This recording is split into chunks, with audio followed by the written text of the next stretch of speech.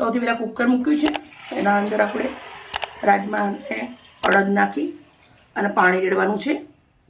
પાણી વધારે રેડવાનું, 12 સીટી મારવાની છે. એટલે હવે 1 ચમચી હળદર, 1 ચમચી મીઠું, 2 ચમચી દેશી ઘી નાખીશું. હવે આપણે કુકરને બંધ કરી દઈશું. 12 સીટી પછી મળીએ.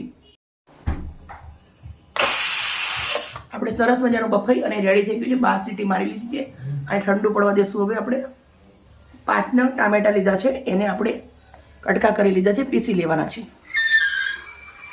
1 વાટકી ભરી અને મલાઈ લીધી છે, અડધી વાટકી દૂધ લીધું છે. અને હું ફ્રેશ ક્રીમ બનાવવાની છું. તમે માર્કેટથી બી લઈ શકો છો. એને પણ આપણે ક્રીમ બનાવવા માટે પીસી દેવા જોઈએ. પૂરી મોટી વાટકી ભરી ફ્રેશ મલાઈ હતી, અડધી વાટકી દૂધ લીધું છે.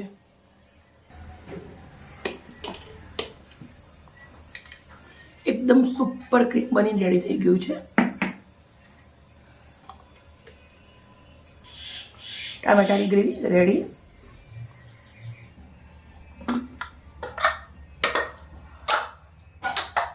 સરસ મજાનું બફાઈ અને રેડી થઈ ગયું છે. તમે જોઈ શકો છો.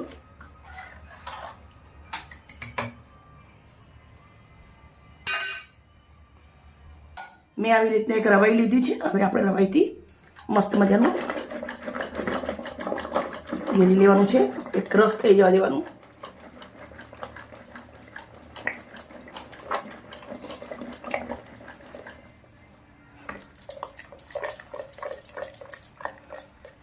સરસ મજાનું આવી રીતે ફેટી લેશું. એક રસ થઈ જાય. હવે આપણે આવી રીતે થોડું હજી ઘેરી લેશું.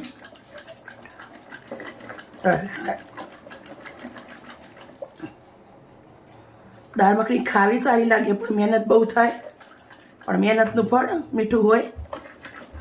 10 મિનિટ સુધી મેં આવી રીતે આને ફેટી અને રેડી કરી દીધી. બહુ જ મસ્ત મજાની થઈ ગયું છે. હવે આગળની પ્રોસેસ ચાલુ કરશું. એક મોટો ચમચો ભરી મોટા તપેલાના અંદર મેં તેલ ગરમ મૂક્યું છે, પણ આ તેલ મેં તલનું લીધું છે. સફેદ બટર નાખું છું. 100 ગ્રામ એટલું બટર લીધું છે. બટર અને તેલ ગરમ થઈ ગયું છે તલનું. હવે આપણે અંદર 1 ચમચી એટલું જીરું નાખું છું. પછી 4 નંગ એટલા લવિંગ નાખું છું.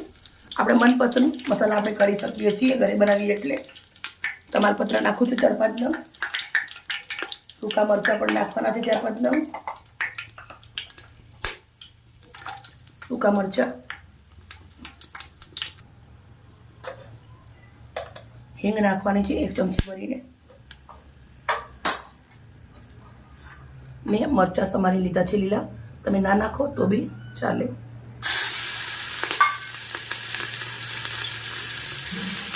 હવે આદુ અને લસણ 1 વાટકી ભરી અને લીધું છે, એને ખાંડી નાખ્યું છે ખોલીને.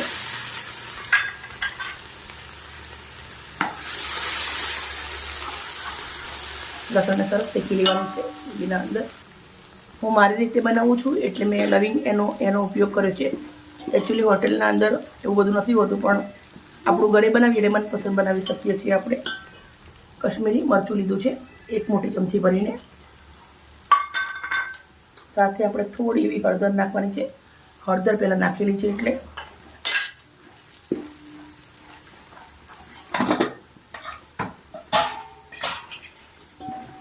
મસાલો ચકાચક રેડી થઈ ગયો છે. હવે આપણે આ કૂક કરી દઈશું.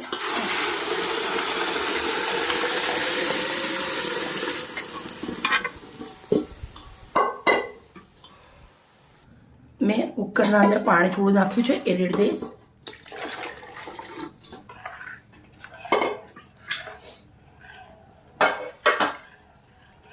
અને 10 મિનિટ સુધી ઉકળવા દેવાનું છે.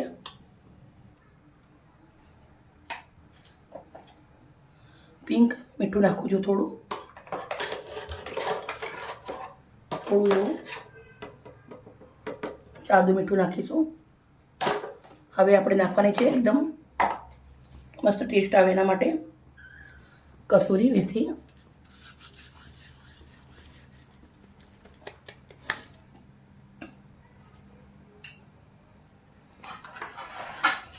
આવી રીતના હલાવતા જશું અને 10 મિનિટ સુધી પાકવા દેશું.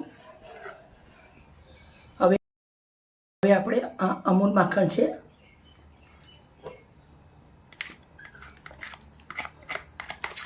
મેં આવી રીતના એક ડબ્બીના અંદર લઈ લીધું હતું.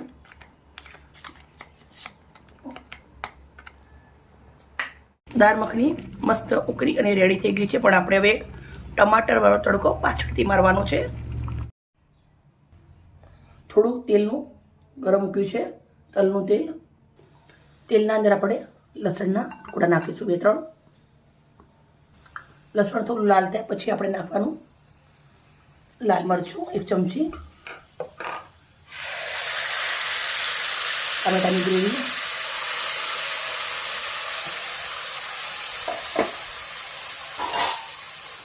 દાળ મખની બધા બનાવતા હોય પણ આપણે આવી રીતના એક નવા ટેસ્ટ સાથે બહુ સરસ લાગશે.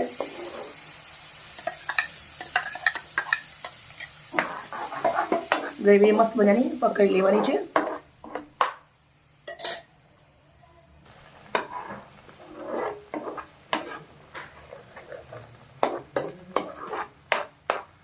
મસ્ત મજાની પકાવવાની, કાચી ના રહેવી જોઈએ.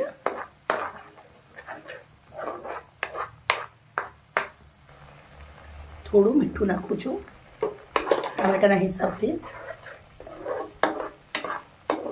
પાણીનો ભાગ બળી જાય ત્યાર સુધી આપણે શેકવાની છે. પાણીનો ભાગ બળી ગયો છે, 5 મિનિટ થઈ ગયા છે. મસ્ત મજાની શેકાઈ અને રેડી થઈ ગઈ છે. ગેસને બંધ કરી દઉં છું. આપણે તપેલાના અંદર આ ગ્રેવી રેડી દેવાની છે.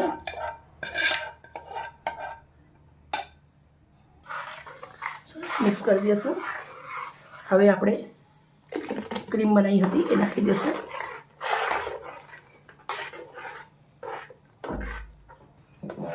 મિત્રો આપણે સરસ મજાનું બની અને રેડી થઈ ગઈ છે દાળ મખની.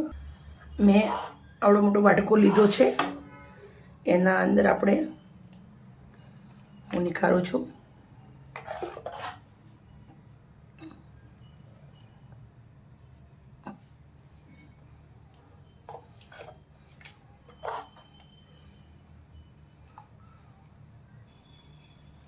હવે આપણે થોડી એવી ક્રીમ ઉડાડી દઈશું.